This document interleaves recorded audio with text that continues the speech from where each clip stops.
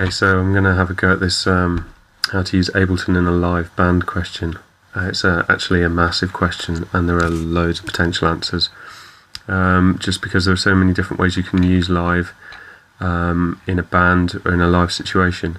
But what I'll do is I'll try and focus specifically on the questions in here, and then I'll share a link to another video where I'll walk you through one of my own setups. The reason for that is just to show you some of the range of different approaches that you can take. But with this one, I mean, the core questions here are to do with changing patches within synths or drum kits, adding effects to a voice that's coming through live, and again, just to remember, the scenario here is Ableton plus a singer and perhaps one or two people on synths. There's also a little bit in here about sort of confusion with the best way to use session view, and how to what extent to sort of pre-organize or pre-arrange your clips. But anyway, we'll go straight into live and have a look at some of these issues. I'll try and be as succinct as possible, but again, it's quite a broad subject and there are so many different options at every stage. It really depends how you want to go about it, or how you feel most comfortable and gives you the most intuitive performance. So yeah, first of all, with regards to applying effects to a voice, now that's a nice and simple one. I'm going to open up here my sound card control panel. The sound card I use is a TC Near sound card. It doesn't have a lot of ins and outs. Not analog ones anyway, it does have some more digital. It's all that I need at the moment. I have channel 1, channel 2 set up with microphones, and you can see there's a signal coming from my microphone here into channel 1. So that's great. Of course, I'm not direct monitoring, so the internal, the DSP mixer here, volume's turned down. I'll also get the main return from the DAW from Ableton here as well. Okay, now just to confirm that this is all understood, in the audio preferences here, obviously the sound card has been selected, and if I select input configuration and output configuration, it will enable me to activate or deactivate the various different ins and outs on the sound card. Now, I've only activated the ones that I'm going to use because that saves on processor. But essentially I'm using 1 and 2 usually in mono or stereo, and 3 and 4 as a stereo group. Again, just to show you now, 3 and 4 here, that's channel 3 and 4, and at the moment I've got a drum machine synth coming through there. You can't hear that because it's turned down. Turn it up. And that's coming directly through the sound card now from the synth to the speakers. It's not going through live yet. But I'll turn these down, go into live. So now we need to go into the input-output routings for the tracks. This is on an audio track, obviously, and I can already see when I open the input with the routing options, there's green VU meter here indicating that there's a signal present. Obviously we've selected external in, and here we can see that's where the microphone channel 1 is coming in from the sound card. If that's selected, the audio will come in, we'll be able to record that audio. But if we want to directly monitor it, then we need to select the monitor in. Now you'll be hearing some kind of doubling effect at the moment, and that's the audio being fed back through live and coming out of the DAW. Really, it's as simple as that. I will deactivate it so that we don't get the doubling. But one thing that you might like to do with a track that's going to be vocal, in this sense, so that it's a through channel rather than playing audio from it, you might find it useful to remove the stop buttons. That's a Command E, or right click, remove stop buttons, just so that if you're playing a set you don't accidentally start recording stuff, unless of course you want to be doing that. And then obviously on this track now we can add any effects that we like. It's important to remember though that the more effects you add on, the more drain you're going to put on the CPU, and the higher the latency may end up being pushed. And when you're performing live in a band, it's really important to be able to maintain the lowest possible latency. So you really want to be setting your, back into preferences now, same tab, audio tab in the latency, you want to have this set as low as your computer can realistically handle it. I tend to run at 128 when I'm actually performing live, because it gives me a little bit of a safety buffer, unless I'm finding that that it's not tight enough, and then I will run it at 64. It will handle 64 for most projects. I don't ever really run it faster than that, although I'm sure that it would if I was running a simple project. Usually I'm not, that's the problem. So 128 gives me plenty of safety margin. Again, this will come down to the quality of your computer to a certain degree, but also the way you've got it set up. Anyway, we're aiming for that really low latency, and of course the more plugins we add, the more drain we're going to put on here, and the more we might have to pump that latency up, the buffer size up, sorry. But simple effects, and particularly Ableton effects, they're well designed, they don't use a lot of CPU. I'll put this back on monitor in, and you'll be able to hear the effect of me. Potentially you might be able to hear that filter being operated. Obviously that's a nice simple effect. You're also hearing me directly to the other microphone, so you're not getting the full effect there. But any of the Ableton effects should work reasonably well. Some of them will introduce quite a large delay, the grain delay for example, but that does some really quite interesting processing in the live, and it is usable for various things. Quite a lot of fun. Okay. In answer to your question, that's how you apply effects to the voice. Obviously it's worth noting that you can map any parameter on these effects to a MIDI controller. Could map a number of these. I usually like to map a number of them to the same controller, so that I can control multiple parameters with just one or two knobs. Okay, so something like that. Okay, yeah, well, makes it quite a lot of fun. Right, anyway, don't want to waffle on too long about that. That's how you apply effects. Obviously applying MIDI, assigning MIDI control to that makes it a lot more fun. The same would go exactly the same if you were having synth coming through here. So you've got a synthesizer player, you're going to set this to in, but we'll probably be setting the inputs to, I'll leave the microphone off for the purpose of this, because otherwise it will double up.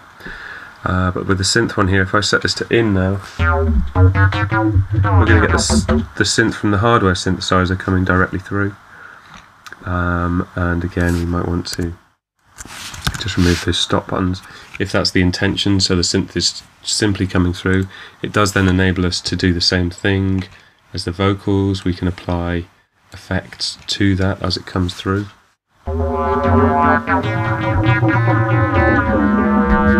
And of course we can vary those effects using mappings. Got my mouse and keyboard the wrong way around really here. Let's go for it. Okay.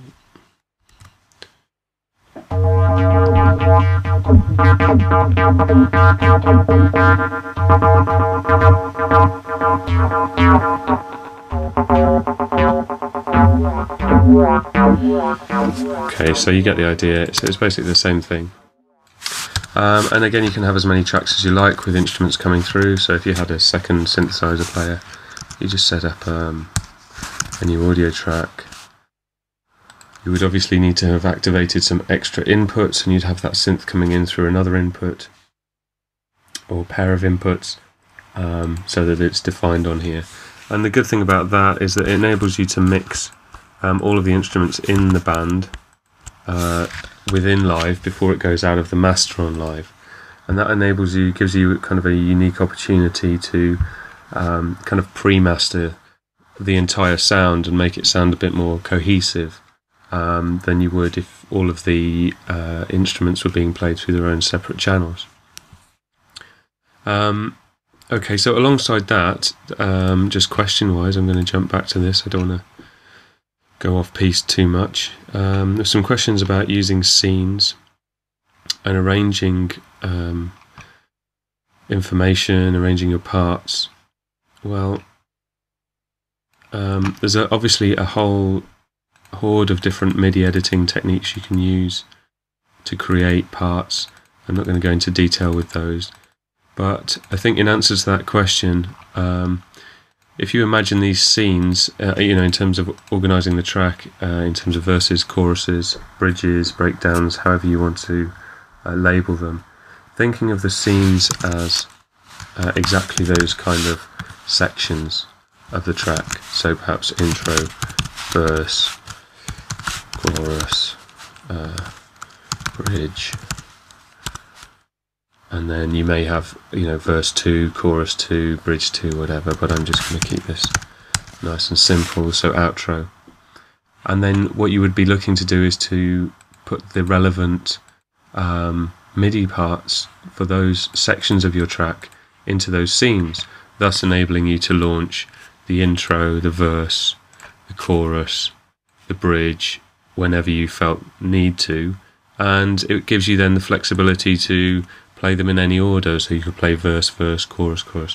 Of course there's no sound coming out because I have no instruments and no MIDI information in here, but what I wanted to show you is just how to link together MIDI clips. So in the scenario where you don't want to have to select these at the appropriate time because you know what you've created these parts so that they are the right length for each section of the song, and you know that you want them in this order, all you need to do is to select them all, copy them, go into the arrangement mode, paste them into the arrangement mode window here.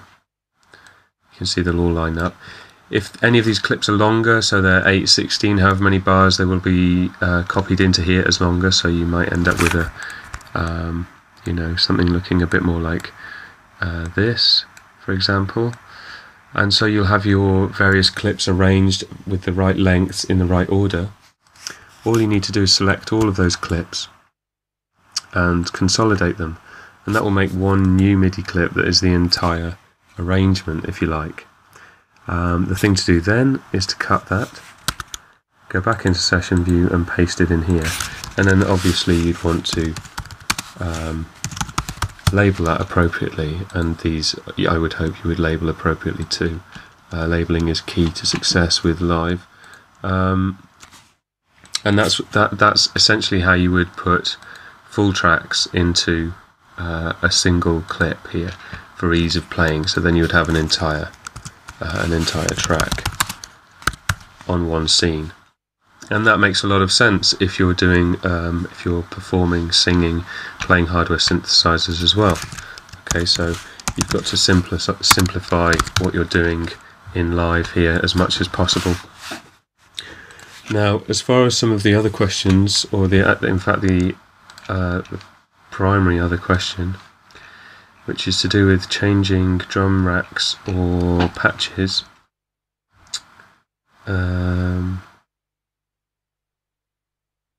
Just parts that I want sequenced, such as the MIDI drums sent to a tetra for bass and another, etc. Okay. How do I change the drum kits or synth patches from song to song? So another scenario with the synth here is that you're not getting a synth from sounds from a hardware synth. You're actually using a MIDI keyboard to trigger internal synthesizer sounds. One of the Ableton instruments, for example. I'll just drag analog onto this. I can't, this audio track. Create a new audio track. Let's call that synth 2. Okay, and I'm just going to drag analog onto there. So we've got a synth. Now this synth is just the default preset. If I click on the hot swap, I can open any of these and load a new patch. And if I press my MIDI control, okay, so I can trigger those sounds now because the record arm is on. I don't want to necessarily have the record arm on, and I select in on here. Remove those stop buttons again. I'm in the same situation as I would be with the hardware synth, only a software synth. My input is MIDI instead of audio, but the sound is still going directly through. Okay, And if I had some MIDI mapping, sensible MIDI mapping to some parameters, for example, on the analog synth here, then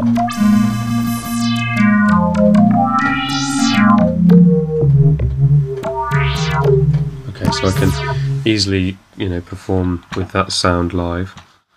But as you say, you might want at some point, let's assume that we have our tracks organized in this fashion. So that's track 1,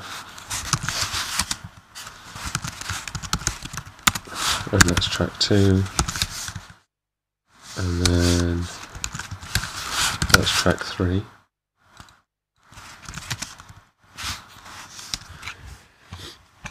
And these are our MIDI parts that we've consolidated that play through the entire arrangement of perhaps our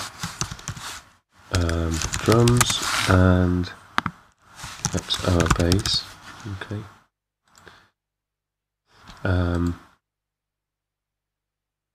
Okay, let's sorry, I've confused you a little here. We're going to use the bass. This is a dead MIDI track. We'll make this the live MIDI track. Put these parts on there.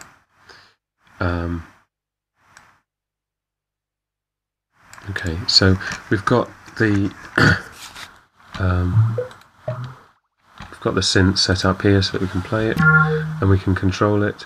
And now what we want to do is to be able to change the patch as we move from track to track. Okay, now what I've done is I've put the empty MIDI clips here. Sorry, I should have left these here. I'm just confusing yourselves and myself. Right. Okay, so track 1 here, when we play it, we're going to get the full drum part, the bass part, whatever. And this synth here is going to be playing this sound. Okay. Now, if we want to load a different sound into this clip here, for this track 2 here, what we need to do is set up an instrument rack. Now, if we go back to the analog here, and we group it. Sorry, it's late, I'm waffling quite a bit, here we go. If you group an instrument, you get the rack brackets here. You can see there's some extra tabs. This is basically the instrument rack, and it enables you to put a whole number of instruments into one rack and toggle between them, amongst other things. But that's the function we're looking at here. Now, if I expand the chain here as well, we'll need to see that. What we've got here is one of the racks. This is the one that has our analog on. Now, if we wanted a different patch in the second one, first obviously we'd have to identify that patch. I'm going to assume that we want this fat leather bass as our second patch, and I drag it down here. Now that's basically created a new chain, and on that chain is another instance of analog with its own particular sound. And now at the moment, whenever I press the key, it will sound both of those synths. I can solo each one here, so you can hear them independently. Okay, but basically when you set it up, you'll hear both. Right. I could add a third one. Let's say for track 3, we decide that we want this sound. Solo it again. Okay, and again, just as it is, we'll hear all 3. This is a really nice way to layer sounds, but we want these patches to be active at different points, so while we're playing different tracks. The way we do this is using the chain selector here and a little bit of envelope. First thing I'm going to do is assign these different instances of analog to separate chains, and that's done in this area here. What you've got is a very small bar. It's a little bit fiddly, that you can grab and move along. You can also make it bigger and smaller, and it basically just dictates the chain that this instrument sits on. Okay, and there are 128 chains here from 0 to 127, but we just need the first 3. So if we put these now on their own separate chains, 0, 1 and 2, they won't play at the same time anymore. The control that dictates which one plays is this slider here. Okay, and if I move this to 1, it will now play the second sound, and if I move it to 2, it will play the third sound. Okay, so now we can control using this slider which patch we're listening to or which instrument we're listening to. Now we move that back down to 0. The final stage of this process is to go into these empty MIDI clips here and to go into the envelopes. Access the envelopes using the tab here. And because we've just been manipulating the chain selector here, there is a shortcut actually on this. If we right click here and go to show automation, oh no, sorry, there is a shortcut, but anyway, if we double click on this MIDI clip here, you can see that in the envelopes window, instrument rack is selected, and underneath that, chain selector is selected. Okay, and here we can see the dotted line. It's not been assigned, there's no envelope. We're just going to create a point and leave that line on 0. Okay, so the envelope, you can now see that the red dots here indicate there's an active envelope here. And that means that basically when this clip is played, it's going to move the chain selector here to 0, where it is already, its point of origin. Okay. When we go to the second clip, however, we're going to use the chain selector again, create a point, but we're going to move it up to 1. Okay. Now that means that when we play this clip, you'll see the chain selector has moved up to position 1 here. And we're going to repeat the process with the third one and move it up to 2. A little confusing because we start at 0. And when we play this, what we'll see is the selector's moved up to 3. So whilst I'm playing the pads now, I can launch these clips and it will change the active patch.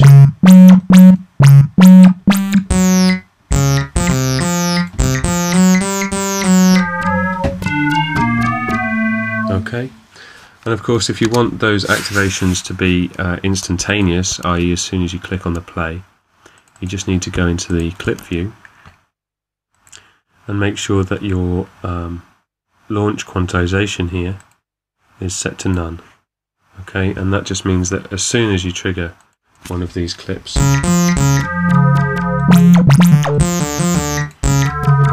the patch will change. You can do exactly the same thing with drums, only you would need to use a drum rack, an instrument rack containing drum racks. If I just show you very quickly, if I get a standard, I know what I'm talking about, any kind of drum rack here. This is a very simple single sound drum rack, but again the trick here is in grouping, so I group this drum rack so that it's on a chain here. I can then add other drum racks. Obviously you can edit, create your own drum racks. These appear to be a lot of single noises rather than kits. I still haven't updated my Live 9 library fully yet. But you get the picture. It's exactly the same process. You open up the chain and you assign each of these different drum racks to a different position on the chain and use the envelope for the chain selector within here to dictate which of those drum racks you're activating. Okay. Now I hope that pretty much covers, without too much digression and waffle, all of the key points there. There's a whole load more to performing with Ableton Live in a band situation or in a live situation, and I'm going to make another video that will walk you through essentially how myself and a couple of my co-performers use Ableton when we're obviously creating a live set. We do tend to work ad-lib with this particular set. It's a kind of glitch hop hybrid. Oh, there we go, active microphone straight away. Just to give you an idea of what we'd be looking at here, this is the set. I work alongside an MC and a scratch artist who's working from vinyl through his mixer into live. The vocals are coming into live. I'm also using a number of different drum racks and vocal racks that I've constructed, as well as 8 tracks of Ableton clips, mainly already rendered into audio but derived from various projects and sets. And there's a whole load of different ways that I've applied the signal routing and the effects, and this has been evolved over a few years now of performing using live and kind of refining not just the method but also the workflow, and also in a way working to the kind of minimal CPU load so that you can get more out of live without having to compensate by having extremely low latency. So yeah, I'm going to create a walkthrough for that shortly and upload that. If you like these tips and they're helping you out, please go over to my page and like it. And yeah, thanks very much for watching.